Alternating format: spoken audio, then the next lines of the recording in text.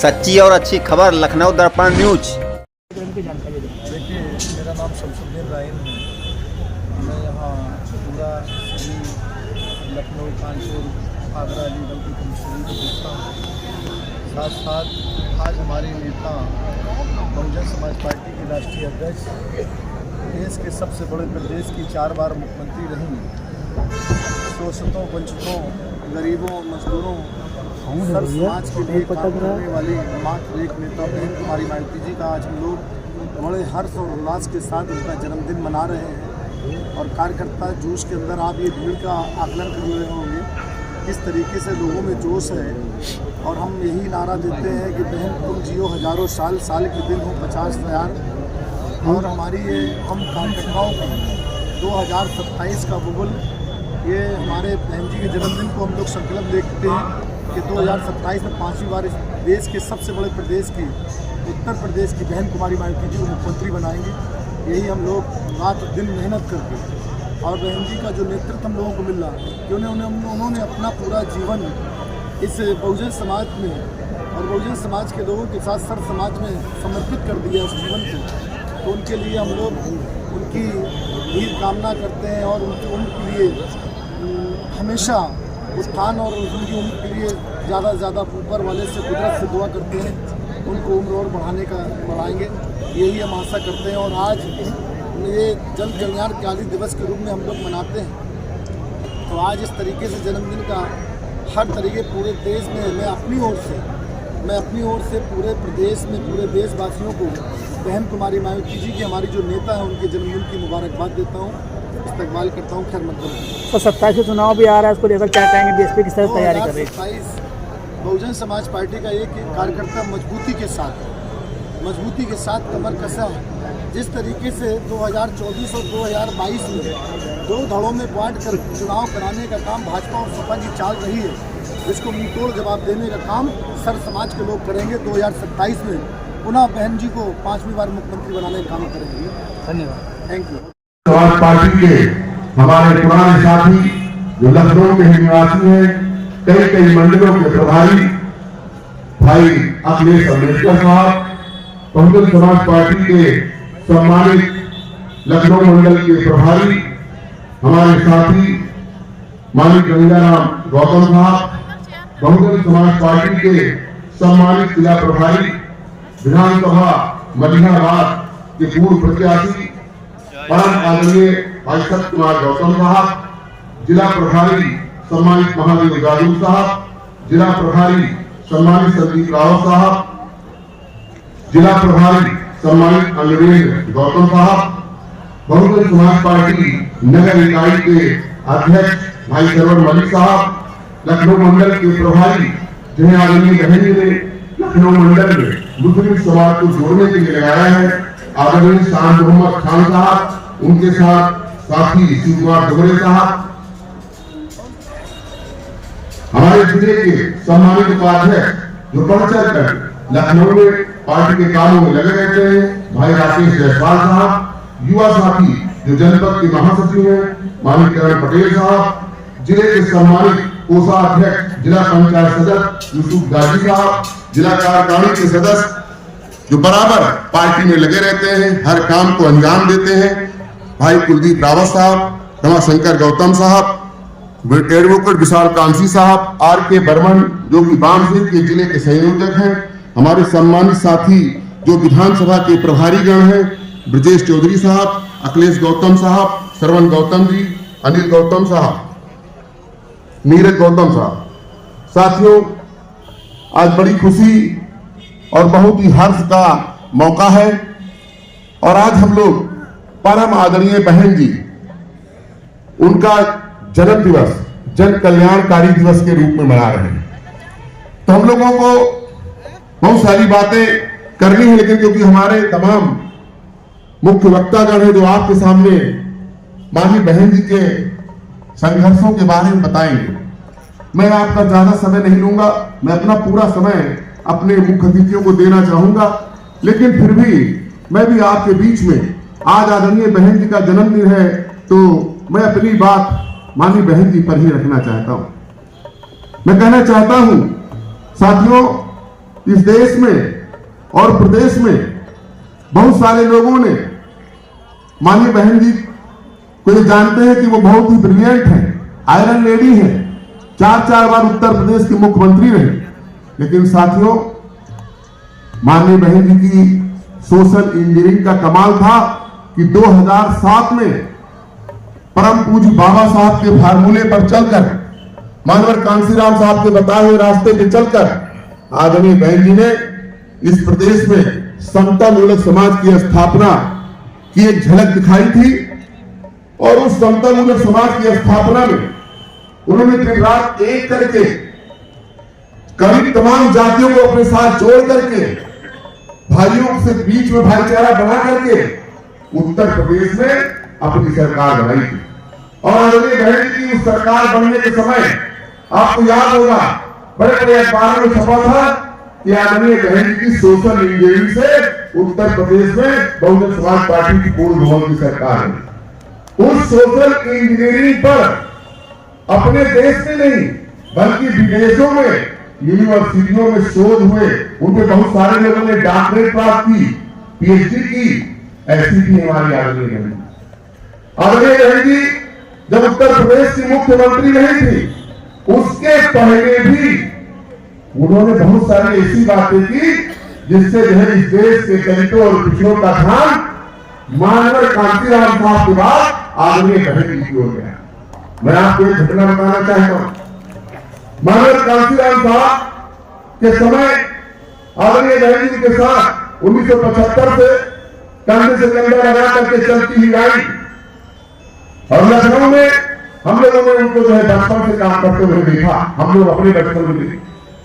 मैं आपको बताना चाहता हूं तो बहुत कम ही लोग उत्तर प्रदेश में माननीय बहन जी को जानते थे।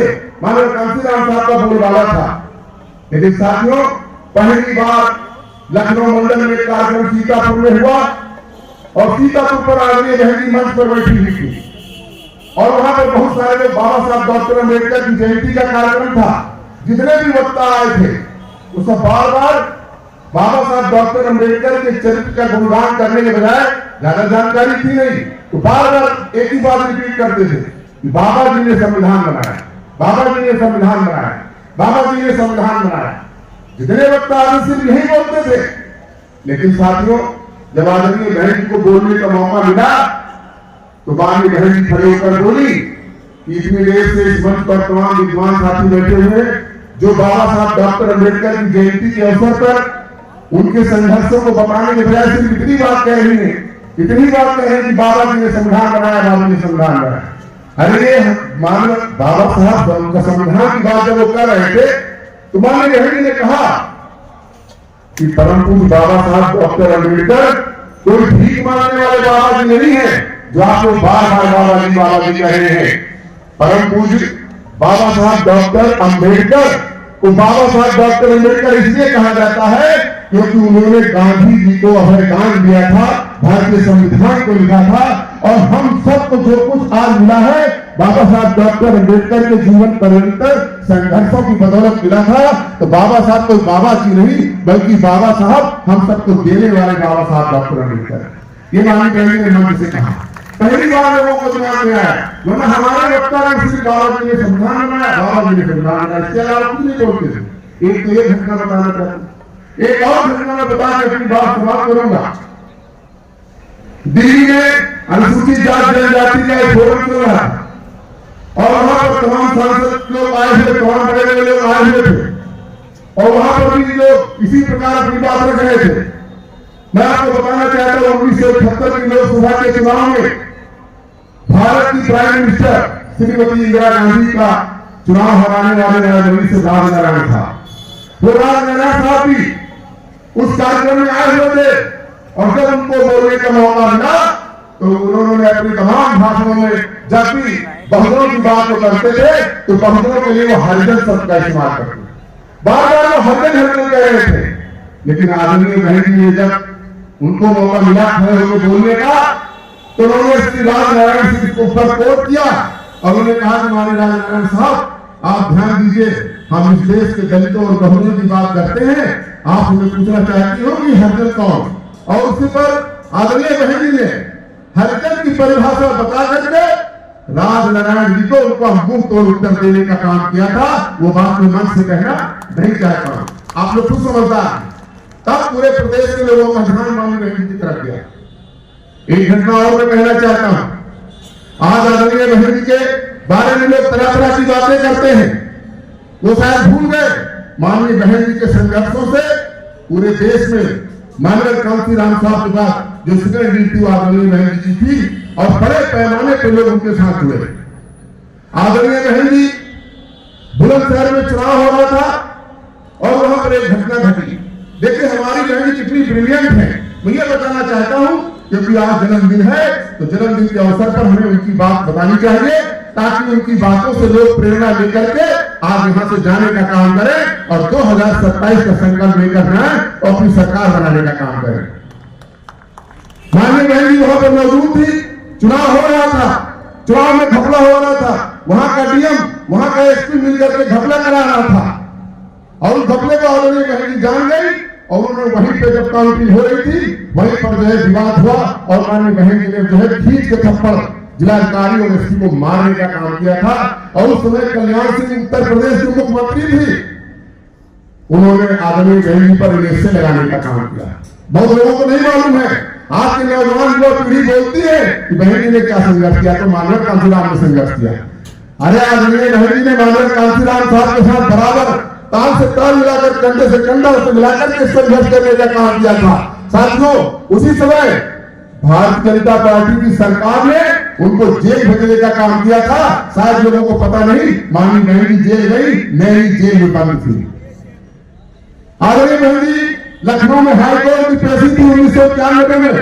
हम लोगों को पता चला, सारे लोग जो सीनियर लोग थे वो लोग इकट्ठे हुए थे, 4 वकील लखनऊ के लोगों ने किया था। 4 वकील, बड़े बड़े वकील हमारे लोगों ने किया था। माननीय बहन जी कार से जो लखनऊ आई, वहां लखनऊ में हाईकोर्ट में जहां पेशी थी वहां प्रांगण में हम लोग मिले। हम लोग के सीनियर जो थे, जैसे आज हमारे यहाँ पर सीनियर बैठे थे, तो उन सीनियर साथियों ने माननीय बहन जी से बात की और कहा कि माननीय बहन जी हमने 4 वकील हाईकोर्ट के आपके पक्ष में लड़ने के लिए खड़े किए हैं।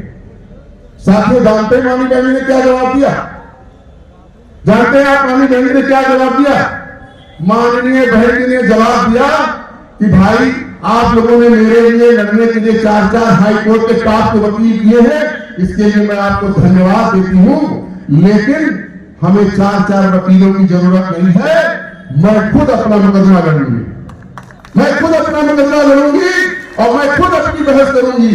आप लोगों का धन्यवाद। और माननीय बहन जी कोर्ट के अंदर जाती है और 4 बजे तक वो बड़े पैमाने पर मजिस्ट्रेट के सामने, जजों के सामने अपना मुकदमा खुद लड़ती है, बहस करती है और वहां से बाइज्जत बरी होकर के बाहर आती है। ऐसी थी हमारी बहन। आज लोग, हमारी युवा पीढ़ी, नए लोग माननीय बहन जी पर उंगली उठाने का काम करते हैं। ऐसी बहुत सारी घटनाएं हैं, अगर हम लोग बताने लगेंगे तो बहुत समय चले जाएगा। साथियों मैं केवल आज माननीय बहन जी के जन्मदिन के अवसर पर इतना ही कहना चाहता हूं। हमारे यहाँ पर बहुत सारे सीनियर साथी बैठे हुए हैं, इसलिए मैं ज्यादा अपनी बात नहीं रखूंगा, लेकिन मैं ये कहना चाहता हूं कि आज आप लोग यहाँ पर हम सब के बीच में तैयार करके जाएं, संकल्प लेकर जाएं कि हम इस देश में बहुजनों का राज स्थापित करने के लिए, देश की संविधान की रक्षा करने के लिए, लोकतंत्र की रक्षा करने के लिए, दलितों, पिछड़ों और बहुजनों के हकूक की रक्षा करने के लिए, उत्तर प्रदेश में कानून का राज स्थापित करने के लिए हम सब की आदरणीय बहन कुमारी मायावती जी को आगामी 27 होने वाले 2027 के चुनाव में भारी पैमाने पर बहुजन समाज पार्टी को जिताकर आदरणीय बहन जी को उत्तर प्रदेश की बात दे करके उनको मुख्यमंत्री बनाने का काम करेंगे। इन्हीं चंद बातों के साथ मैं अपनी बात समाप्त करूंगा। एक बार पुनः और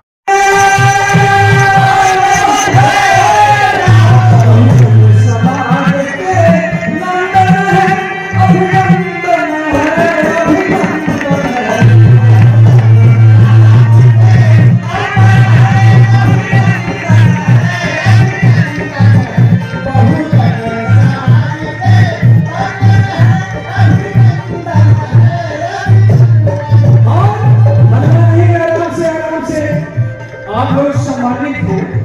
और पंडित जी का दिशा निर्देश है, जहाँ हम लोग का कार्यक्रम होता है किसी की जरूरत नहीं पड़ती है, हम लोग सभी लोग सम्मानित हैं। और इसी कड़ी में आपको एक दिशा निर्देश देना क्या है, चल पड़ा तारा बहुजन का,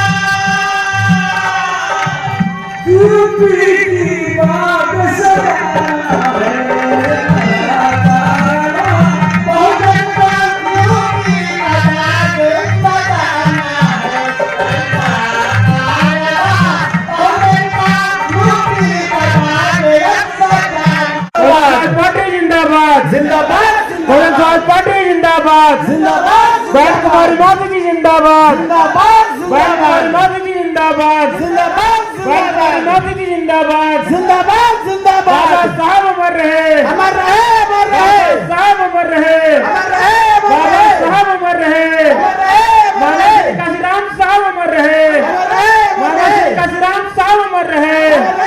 बीएसपी की क्या पहचान, बीएसपी की क्या पहचान, बदल दो, ताज बदल दो, बदल दो, ताज बदल दो, बदल दो, ताज बदल दो। माननीय मुख्य भारत के संविधान को बनाने वाले बाबा साहब बी आर अम्बेडकर साहब, वाम से DS4 बहुजन समाज पार्टी के संस्थापक मानवर काशीराम साहब को श्रद्धा सुमन अर्पित करते हुए आज हम अपनी नेता बहुजन समाज पार्टी की राष्ट्रीय अध्यक्ष, देश के सबसे बड़े प्रदेश उत्तर प्रदेश की 4 बार मुख्यमंत्री रही, गरीबों, मजलूमों, शोषितों, अकलियतों के साथ साथ सर्व समाज की नेता,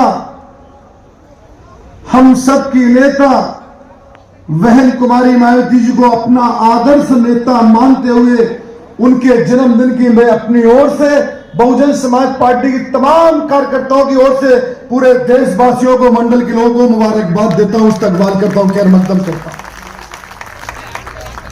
साथियों, नेता का जब जन्मदिन मनाया जाता है तो संघर्ष की जो सियासत की सीढ़ी होती है वो संघर्ष होती है, और संघर्ष हम लोग अम्बेडकरवादी हैं और संघर्ष के आदी हैं। हमें कभी अम्बेडकरवादी अगर जो लोग हैं उनको संघर्ष का आदी रहना जरूरी है, क्योंकि संघर्ष जो होता है, संघर्ष से सियासत होती है, बगैर संघर्ष के सियासत आपके पास कभी नहीं हो सकती है। मंच पर उपस्थित बरेली मंडल के प्रभारी, लखनऊ मंडल के प्रभारी, पूर्व में विधान परिषद सदस्य भाई विजय प्रताप सिंह साहब हमारे बीच में बैठे हैं। इस कार्यक्रम के साथ साथ मुख्य अतिथि के रूप में हमारे दूसरे साथी भाई अखिलेश अम्बेडकर जी, लखनऊ मंडल के प्रभारी, लखनऊ मंडल के प्रभारी भाई राकेश गौतम जी, लखनऊ मंडल के प्रभारी भाई गंगाराम गौतम जी, जिले के जिला अध्यक्ष जो आज की अध्यक्षता कर रहे हैं प्रोग्राम की, बहुत जिम्मेदार भाई छोटे भाई शैलेंद्र गौतम जी, हमारे बीच में जिम्मेदार साथी जिले के प्रभारी अमरिंदर कुमार गौतम जी, सत्य कुमार गौतम जी, महादेव जागरूक जी, संदीप रावत जी, सरवर मलिक साहब, शान मोहम्मद शान खान साहब, शिव कुमार दौरे जी, इम्तियाज आदि साहब पूर्व मंत्री जी, कायम राजा जी, शाहीन मानो जी, दुर्गेश वाल्मीकि जी, राकेश जायसवाल जी, करण पटेल जी, यूसुफ गाजी जी, कुलदीप रावत जी, रमाशंकर गौतम जी, एडवोकेट विशाल कांसी जी, RK बर्मन जी, ब्रजेश चौधरी जी, अखिलेश गौतम जी, श्रवण गौतम जी, अनिल गौतम जी, नीरज गौतम जी के साथ साथ हरीश सैलानी जी, सुनील गौतम जी, हरिकेश गौतम जी, मुन्नीलाल जहानाबादी, अब्दुल शकील भाई, मनोज गौतम जी, सुनील गौतम जी, आदर्श सागर जी, गंगाराम वर्मा जी, वीरेंद्र वर्मा जी, डॉक्टर वेला कौशल जी, अनीता अम्बेडकर जी, दिनेश वाल्मीकि जी के साथ साथ मलियाबाद से जो लोग बेहतर तरीके से जिन लोगों ने इस प्रोग्राम को सफल बनाने के लिए, राजू दास जी भी खड़े, हम सबको जानते हैं। हमारे बीच में मलियाबाद के जो टीमों ने, मैं देख रहा था इसलिए मैं जल्दी भी आ गया था। मेरी निगरानी थी कि मैं जल्दी जाकर अपने लोगों को देख सके किसकी कितनी इस प्रोग्राम को सफल कराने में भूमिका रही है। सबसे पहले अगर अव्वल नंबर पर अगर कोई विधानसभा रही तो मलियाबाद के लोगों को मैं मुबारकबाद देता हूं, इस्तकबाल करता हूं। और सभी विधानसभा के लोग आए हैं, लेकिन फर्स्ट तो एक ही होता है ना। क्यों मैं गलत कह रहा हूं बताओ आप लोग? जो फर्स्ट हो तो फर्स्ट का नाम लेना चाहिए। लेकिन हम उम्मीद करते हैं कि आने वाला प्रोग्राम जो 15 मार्च का हमारे साहब का, काशीराम साहब का जन्मदिन रहेगा, जो लोग पीछे रह गए उन्हें भी आगे बढ़ने का मौका देंगे, उनका भी हम नाम लेंगे जो उसके आगे वाले प्रोग्राम में आगे रहेगा। इसलिए मैं कहना चाहता हूं दोस्तों, बहन जी की आज जन्मदिन है। हम अपनी नेता का दिल की गहराई से उनकी उम्र के लिए कुदरत से दुआ करते हैं, तुम जियो हजारों साल, साल के दिन हो 50,000। और ये दिन क्योंकि उन्होंने अपना जीवन को समर्पित किया। 89 में सांसद बन गई, चाहती तो अपना परिवार बसा सकती थी। किस बहन और बेटी की, किस माँ बाप की इच्छा नहीं होती, हमारे किस बहन बेटी की इच्छा नहीं होती हम अपना परिवार नहीं बसा। आप सोचो जरा, कल्पना करो, संघर्ष की सीढ़ी आंख खोलते ही बहन जी ने संघर्ष को करते हुए इस पैदान पे आप लोगों को किस लिए संघर्ष किया? जो इस देश के अंदर दबे कुचले मजलूम थे, जो इस देश के अंदर जिनको सही तरीके से जीने का अधिकार नहीं मिलता था, जानवर की लोग इज्जत करते थे लेकिन इंसान की इज्जत नहीं करता था, उनको मान सम्मान स्वाभिमान दिलाने के लिए बहन कुमारी मायावती जी ने अपना जीवन समर्पित करती चली आ रही है। इसलिए उन नेता के लिए जोरदार ताली बजाकर स्वागत करें। आज हमारे बीच में हमारा नेतृत्व कर रही है, रात भर कभी 12 बजे रात में, 11 बजे रात तक जगती है और एक एक पल के लिए एक बात कहती है कि बहुजन समाज के लोगों, इस बहुजन समाज के जो कोई जाति, कोई धर्म, कोई मजहब के लोग हों, बहन जी ने किस तरीके से सर्व समाज को सोचते हुए काम किया है, मैं आज उनको थोड़ी बात आपको बताऊंगा। आप लोग सुनने के लिए तैयार हैं? जरा हाथ उठाओ, कितने लोग सुनने के लिए तैयार हैं? अब ये दूसरी बार हाथ उठाना चाहते हैं, सरकार कितने लोग बनाना चाहते, जरा वो हाथ उठा दें। तो जब सब लोग सरकार बनाना चाहते हैं तो ये बताओ काम कोई बाहर से करने आएगा? क्यों भाई बताओ, काम कोई बाहर से करने आएगा? काम कौन लोग करेंगे? आप लोग करेंगे। हमारे भंते जी भी आए, हम उनका भी स्वागत करते हैं, इस्तकबाल करते हैं। आज खुशी का दिन है, आज वो खुशी का दिन है कि हमारी उम्मीद है कि जितने हमारे लोग बैठे हैं सुनने, यहां लोग खड़े हैं हजारों की तादाद में, आज यहां से जाने के बाद अगर अपने नेता पे हम लोग गर्व और आस्था रखते हैं तो हमें आज अपने घरों में बेहतर से बेहतर अपने बच्चों के बीच में बैठकर खान पान अच्छा खाना चाहिए, हल्का छोटा केक काटना चाहिए, जिसमें आने वाली जो पीढ़ी है, अब मेरी बात गौर से समझना मैं क्यों कह रहा हूं, जब आप घरों में अपने जन्मदिन मनाओगे बहन जी का और केक छोटा काटोगे तो जो छोटे छोटे बच्चे हैं 2 साल के, 4 साल के, 6 साल के, 10 साल के, 12 साल के, 14 साल के, वो कहेंगे पापा आज जन्मदिन केक किस लिए लाए हो? तो वो कहेंगे हमारी नेता बहन कुमारी मायावती जी का जन्मदिन है, जिन्होंने अपने जीवन को हम लोगों को इज्जत से जीने के लिए अपने जीवन को समर्पित कर दिया है। आज हम उनका जन्मदिन मना रहे हैं। तो जो आने वाली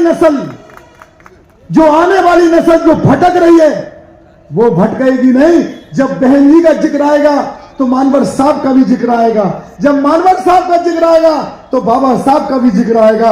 जब बाबा साहब का जिक्र आएगा तो लोगों में जागृति पैदा होगी, और जब जागते रहेंगे लोग, क्योंकि जो सोता है वो खोता है और जो जागता है वो पाता है। अगर पाना है तो जागना जरूरी है। इसलिए मैं आपसे कहना चाहता हूं, अब मैं आपको बताना चाहता हूं, आप ये बताओ, 89 में बहन जी सांसद बनी थी, ये सोचने वाली बात। सोच, अगर बाबा साहब को भारत रत्न की उपाधि दिलाने का काम जैसे मानवर काशीराम साहब ने 4 नारे दिए थे, क्या कहा था कि वोट हमारा, जरा कैसे बताओ क्या कहा था? वोट हमारा, राज तुम्हारा, यही कहा था। दूसरा नारा क्या दिया था?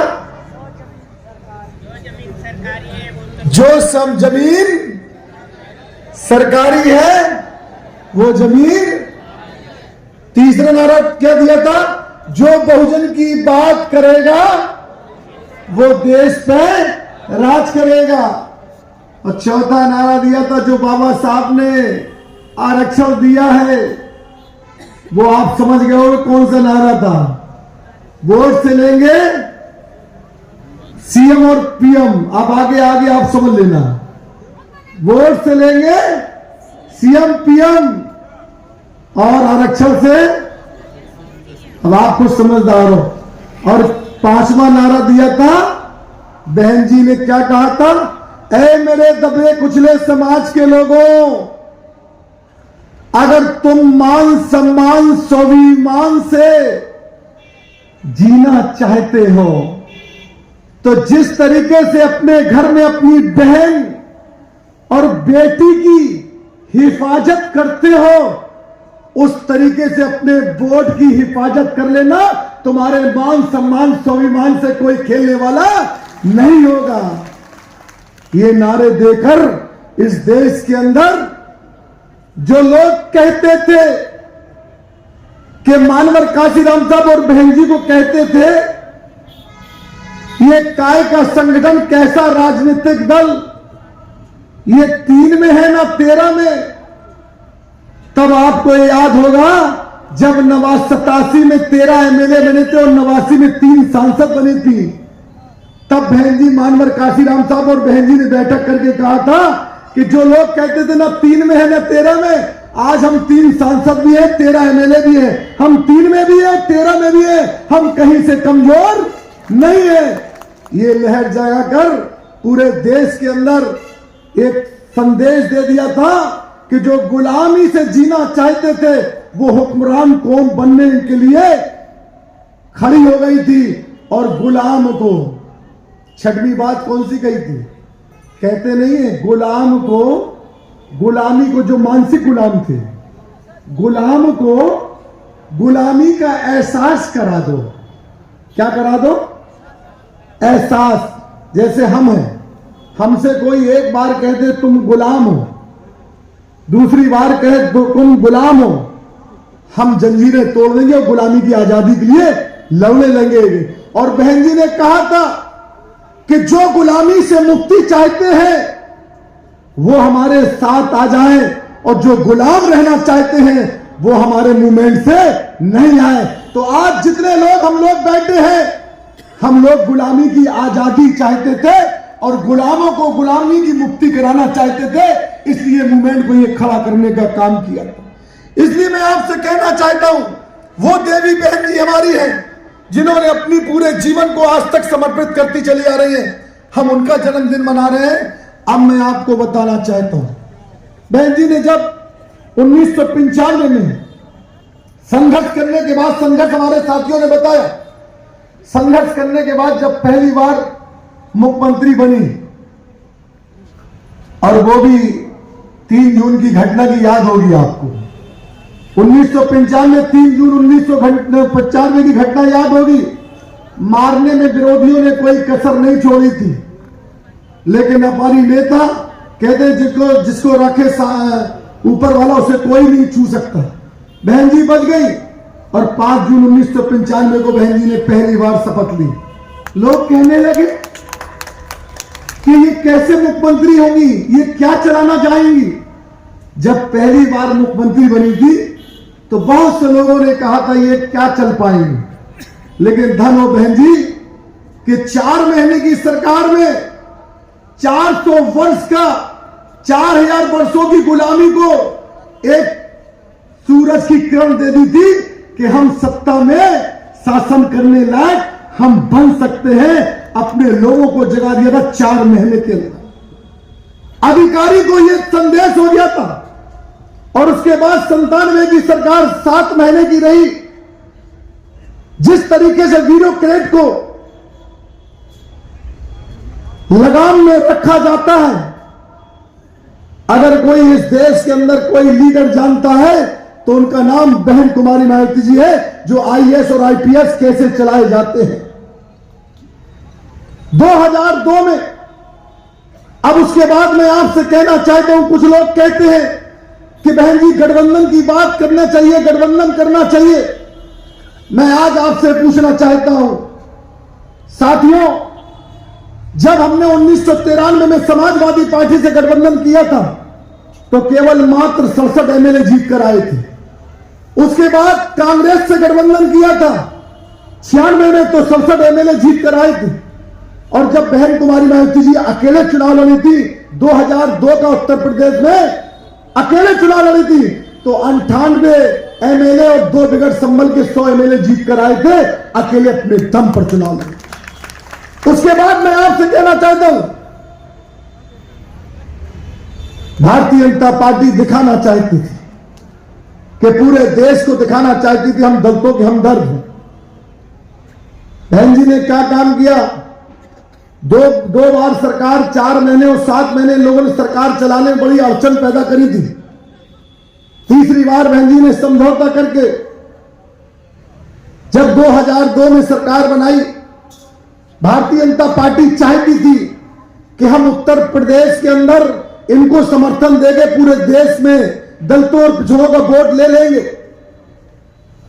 13 महीने की सरकार चली, उसके बाद बड़े बड़े नेता आए बहन जी के पास, कहने लगे कि बहन जी हम आपको हमेशा के लिए उत्तर प्रदेश का मुख्यमंत्री चाहते हैं। बहन जी ने कहा, एक नेता ने कहा लंच करेंगे, दूसरे नेता ने कहा डिनर करेंगे। बहन जी समझ गई ये दोनों नेता फोन अलग अलग कर रहे हैं, इसका मतलब इनका कोई मकसद है। बहन जी ने कहा भाई आप ये दोनों तय कर लो, या लंच कर लो या डिनर कर लो। डिनर की बात आई। डिनर करने के बाद बहन जी ने कहा कि आप ये बताओ आप क्या क्या मकसद है। कहने लगे हम ये चाहते, हमेशा 6-6 महीने का समझौता होता है, 1-1 साल का समझौता है, तो 2.5 साल का समझौता हुआ। तो बहन जी ने कही भाई ये तो हमारे समझौता होता है, लेकिन आप चलने कहां देते हो। कहने लगे हम ये चाहते आप हमेशा के लिए मुख्यमंत्री बनी रहो। बहन जी ने कहा आगे आप क्या कहना चाहते। कहने लगे हम मिलकर चुनाव लड़ना चाहते हैं, हम देश में राज करना चाहते हैं, आप प्रदेश में रहो। बहन जी ने कहा, सुनना गौर से मेरी बात। बहन जी ने कहा पहले तो हमारी और आपकी विचारधारा ही नहीं मिलती है, जो महापुरुषों की हमारी विचारधारा है, हमारी और आपकी विचारधारा ही नहीं मिलती तो हम चुनाव कैसे लड़ सकते। कहने लगे हम आपकी सरकार तो चला रहे हैं। बहन जी कहने लगी सरकार, सियासत में स्वार्थ होता है, सरकार में सियासत हम कर सकते हैं लेकिन चुनाव हमेशा विचारधारा पर होता है और हम विचारधारा से अपने समझौता नहीं कर सकते हैं, क्योंकि हमने अपने जीवन को यहां तक समर्पित किया है। हम अपने महापुरुषों की विचारधारा किसी के हाथ में बेचने नहीं देंगे। कहने लगे हम आपकी सरकार गिरा देंगे। बहन जी ने कहा कल गिरती तो बिहार गिर जाए, लेकिन अपनी विचारधारा को किसी के हाथ में हम बेचने नहीं देंगे। अगर सोचो, अगर चाहती तो मुख्यमंत्री बनी रहती, अपनी विचारधारा को उनके हाथ में दे देती, लेकिन अपनी विचारधारा को देना, मुख्यमंत्री पद से इस्तीफा देना पसंद कर सकते हैं, मुख्यमंत्री पद से इस्तीफा देना पसंद करा, लेकिन अपनी विचारधारा को बेचना पसंद नहीं किया। यह है नाम बहन कुमारी मायावती जी ने एहसास करा दिया उसके बाद क्या हुआ? 25 अगस्त 2003 में इस्तीफा देने के बाद क्या होता है? बहन जी के ऊपर यही भारतीय जनता पार्टी, देश में किसकी सरकार थी बताओ? 2003 में किसकी सरकार थी बताओ? 2003 में किसकी सरकार थी देश में? भारतीय जनता पार्टी की सरकार थी। भारतीय जनता पार्टी के नेताओं ने जैसे बहन जी ने इस्तीफा दिया, भारतीय जनता पार्टी को गुस्सा आ गया। कोई ऐसा मुकदमा नहीं था बहन जी के ऊपर, आय से अधिक संपत्ति का मुकदमा, ताज कॉरिडोर का मुकदमा, सीबीआई के छापे, ईडी के छापे, कितने बड़े पैमाने पे एक दफे में 26 जगह, एक ही समय में, एक ही दफे में 26 जगह छापे लगवा दिए। लेकिन सोचा था, एक तरफ छापे लग रहे थे, पहले तो हमारे 47 एमएलए तोड़ लिए, सपा की सरकार बना ली, फिर उसके बाद बहन जी पर मुकदमे लिखवा दिए, जेल भेजने का इंतजाम कर दिया।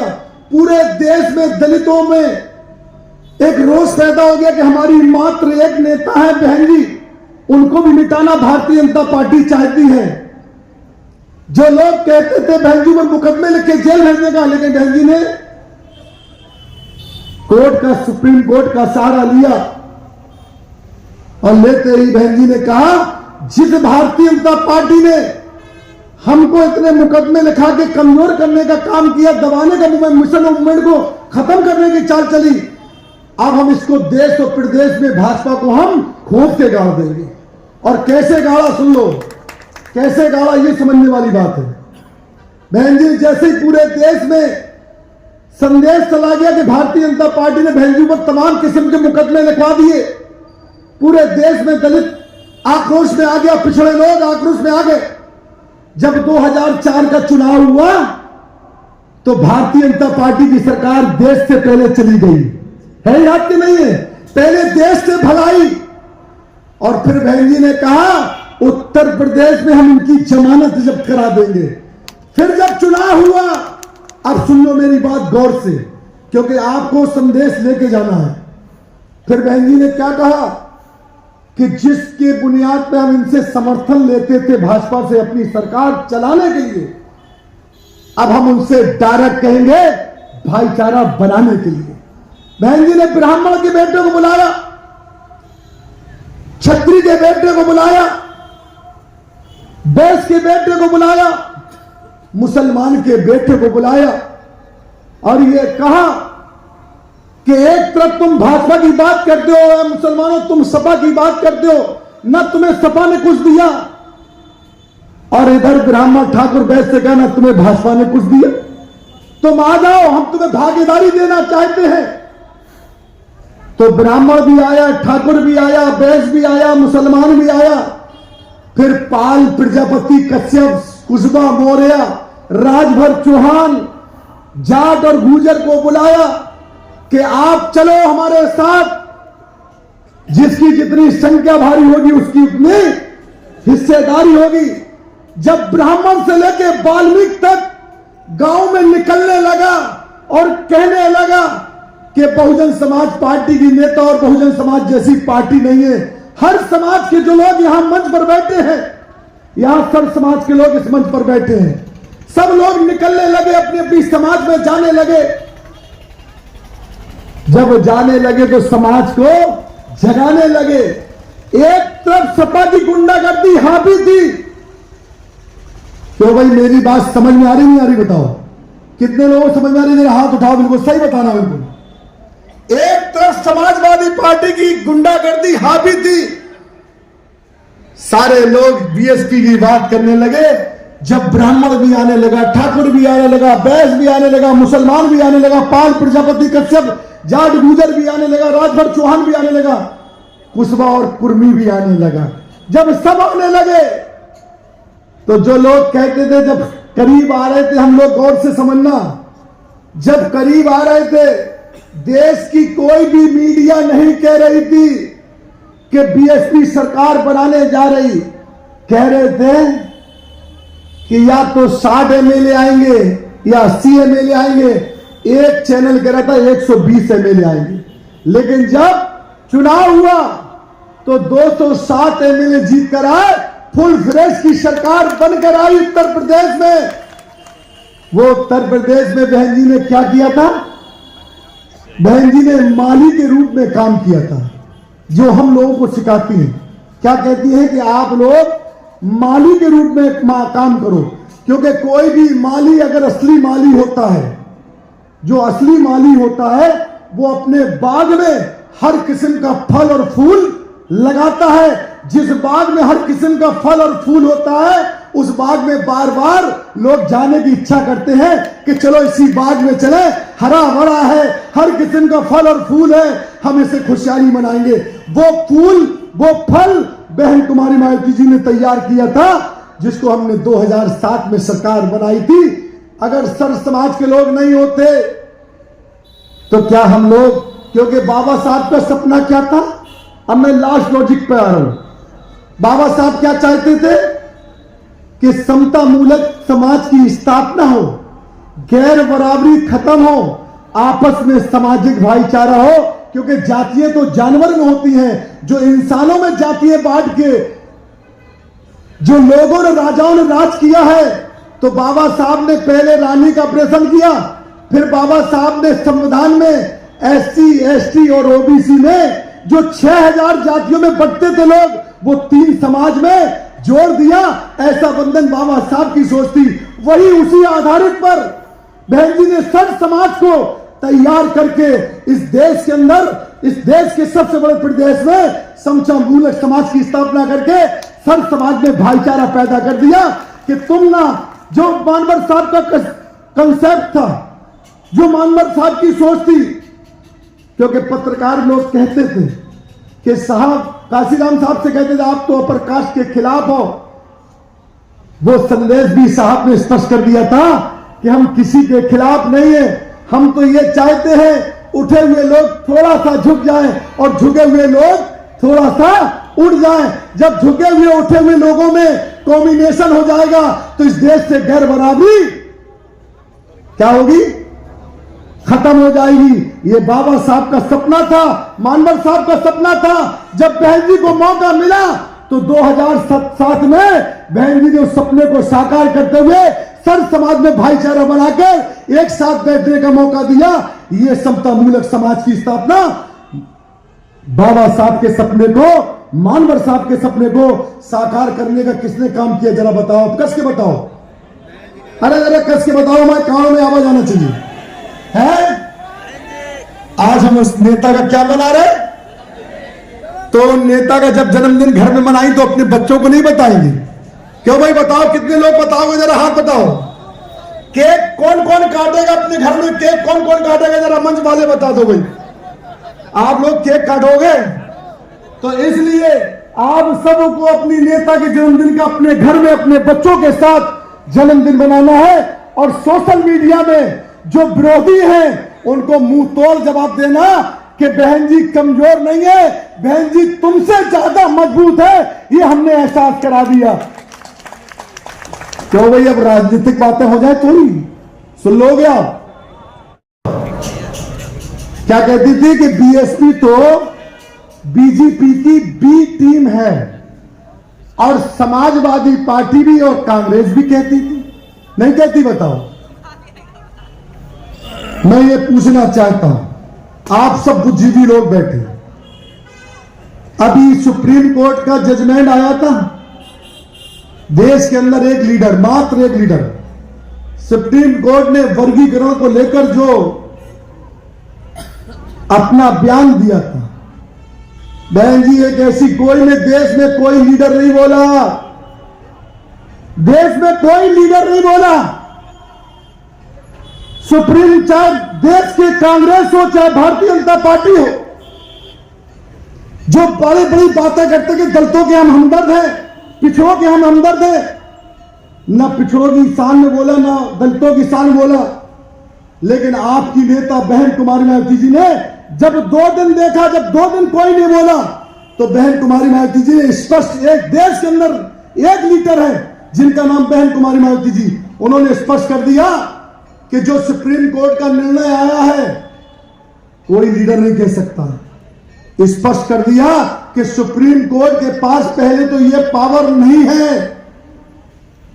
ये मैं निवेदन करती हूं कि वो पुनः विचार कर लें और दूसरी सत्ता में रहने वाली भारतीय जनता पार्टी उससे चैलेंज करके कहा कि अगर तुम दलितों के हमदर्द हो, पिछड़ों के हमदर्द हो, तो जाओ कैबिनेट की बैठक बुलाओ, तुम्हारे पास पावर है, तुम कैबिनेट की बैठक बुलाकर जो विधेयक आया है, विधेयक लाकर आप इस जो सुप्रीम कोर्ट का निर्णय को निरस्त कर सकते हो।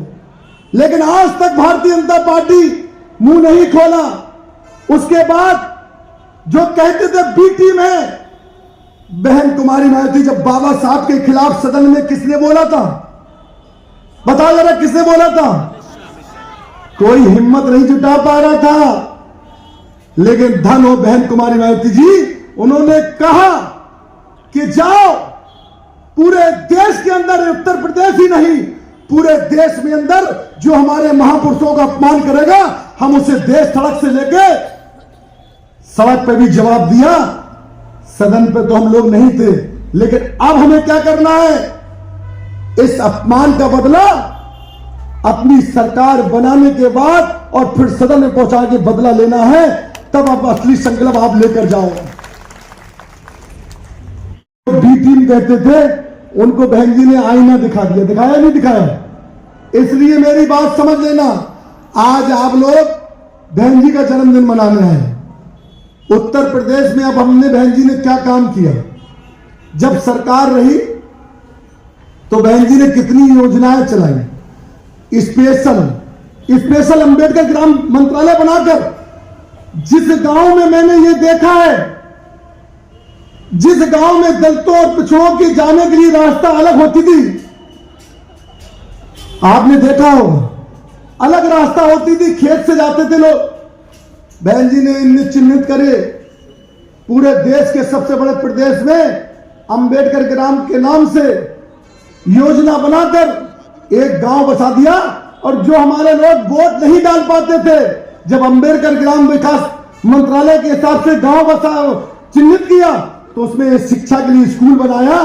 और जब स्कूल बना तो आसानी से बोर्ड भी हम लोग पढ़ा। इसीलिए बोर्ड पर ध्यान देना है और आगे अगर बढ़ना है। जो मैंने आपसे पहले कहा था, अगर आप चाहते हैं 27 में सरकार बनाना, तो असली तोहफा बहन जी को गली गली कूचे कूचे निकलकर सर समाज में भाईचारा पैदा कर जिस तरीके से 2007 में सरकार बनाई थी, उस तरीके से 2027 में बहन कुमारी मायावती जी के नेतृत्व में सरकार बनाने का हम लोग याद से संकल्प लेकर जाएं और कह के जाएं, कमर कस के जाएं कि अब हम लोग 27 की सरकार बनाने के बाद ही चैन से बैठेंगे। अगर आपने संकल्प ले लिया, यही हमारी, क्योंकि बहन जी रात दिन मेहनत कर रही हैं। हम चाहते हैं जैसे हमारे बीच में ये हमारे गायकार बैठे हैं, इनकी बहुत बड़ी देन थी। जैसे हम बच्चों को, कोई भी बच्चा होता है, समझना मेरी बात गौर से, आज बच्चा अगर संगीत में चाहे इंग्लिश में गाना गाया जाए या अरबी में गाना गाया जाए या पंजाबी में गाना गाया जाए, तो बच्चा आसानी से उस गाने को एडप्ट कर लेता है, पसंद कर लेता है, दिमाग में बैठा लेता। पहले हमारे लोग क्या करते थे, बाबा साहब के ऊपर, मानवर साहब के ऊपर और बहन जी पर गाने बनाते थे और संगीत के माध्यम से सेक्टर विधानसभा में 4-4 जोन में 6-6 जोन में जाते थे और संगीत के माध्यम से अपने बच्चों को जगाते थे। जब रात में वो गाते थे तो सोने वाला बच्चा भी जाग जाता था और वो कहता था बाबा साहब ने इतना संघर्ष किया, बहन जी ने इतना संघर्ष किया, मानवर साहब ने इतना संघर्ष किया। क्योंकि संघर्ष ही सियासत है। अगर सियासत में मास्टर चाबी को हथियाना है तो संघर्ष करना जरूरी है, सोना नहीं है। इसलिए मैं ये संदेश बहन जी को है। आज कांग्रेस एक तरफ, अब मैं तीसरी बात कह के अपनी बात को खत्म कर दूंगा। आप ये बताओ, पूरी ताकत दलितों को वोट लेने में भाजपा ने लगा दी, लगाई 2014 में। हर हर मोदी, घर घर मोदी, अच्छे दिन, भ्रष्टाचार, महंगाई भगाई, तमाम किस्म की बातें करे कि 15 लाख भी दे देंगे, क्या किसी को मिले? लेकिन कोई भी वोट देने नहीं दिया। उसके बाद 17 का चुनाव हुआ, सारे लालच चले गए, लेकिन हमारे वोट में कोई 1% पसंद नहीं हुआ, क्योंकि हमारा वोट जो जागने वाला था वो समझता था कि हम चाहे हारे चाहे जीते, लेकिन हम अपनी पार्टी का जो राष्ट्रीय पहचान है, हाथी निशान है हमारा, उसको आंच नहीं आ जाए, इसलिए सारे लोगों ने एक तरफ होकर वोट दिया देती थे। लेकिन आज क्या हुआ, जब भाजपा नहीं तोड़ पाई तो कांग्रेस ने किसका सहारा लिया कि दलितों और पिछड़ों का हम वोट नहीं ले पाए। अब इनके ऊपर इनकी आस्था कहां है, बाबा साहब और संविधान पर। तब इन लोगों ने क्या कहा कि संविधान की रक्षा हम करेंगे, बाबा साहब के बनाने वाले। तब थोड़ा बहक गए, लेकिन बहकने के बाद जब सुप्रीम कोर्ट का निर्णय आया तो यही कांग्रेस के लोगों ने जो वोट लिया था, जो सपा के लोगों ने वोट लिया था, इतना ही नहीं, जिन लोगों ने वोट लिया था वो 2 अल्फाज नहीं बोल पाए। और सपा तो आप समझ सकते हो, सही बताओ, आरक्षण का बिल किसने फाड़ा था, है? जरा कस के बताओ किसने फाड़ा था? क्या उस सपा को तुम माफ कर पाओगे? और बाबा साहब का अपमान किसने किया था? कांग्रेस और भाजपा ने। क्या इनको माफ कर पाओगे? इसलिए आप लोगों को जागना है और जगाना है। अगर 27 में सरकार लाना है, ये संकल्प लेकर आप जाओ। मैं इसी संदेश के साथ और आज मैं पुनः दिल की गहराई से आप सबको मुबारकबाद देते हैं। हमारे भंते जी बैठे हैं, आप लोग समाज का आईना है, आप लोग समाज के लिए अपने जीवन को समर्पित करते हैं। आज हम ये चाहते हैं जिस तरीके से करनी के आधार पर आप संदेश देते हैं, तो आज आप लोग हम लोगों को सुनने के लिए आए हैं। मैं आपका दिल की गहराई से शुक्रिया अदा करते हैं। और जो हमारी बहनें बैठी हैं, मैं उनका भी शुक्रिया अदा करता हूं, जो इस प्रोग्राम को बेहतर तरीके से सफल बनाने में सारे लोगों ने मदद करी है, मैं उनका भी शुक्रिया अदा करता हूं। मैं इसी के साथ अपनी बात को यहीं से समाप्त करते हैं। जय भीम, जय भारत।